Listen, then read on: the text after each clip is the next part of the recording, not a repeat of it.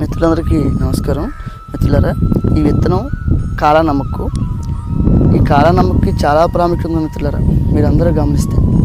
ఎందుకంటే ఇది చూడటానికి పైన నల్లగా ఉంటుంది, మన ఒడ్లు కింద వచ్చేసి లోపల బియ్యం తెల్లగా ఉంటాయి గుండ్రంగా. ఇది చాలా టేస్ట్గా కూడా ఉంటుంది మిత్రులారా. ఏదో కొంచెంగా బియ్యం నేను అంటే విత్తనం కోసం పంపిస్తే కొంచెం నానబెట్టి నేను దంపుడు బియ్యం చేసుకుని నేను ఇది బియ్యం కింద చేసుకుని రైస్ వండుకోవడం జరిగింది.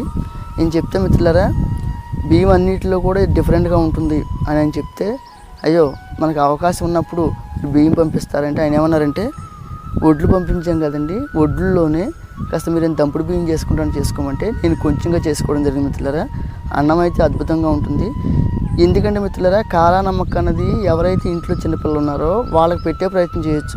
ఒక 90 రోజులు పెట్టి వాళ్ళల్లో ఏవైతే ఆలోచనలు వాళ్ళల్లో చేంజెస్ ఏం కనపడినాయో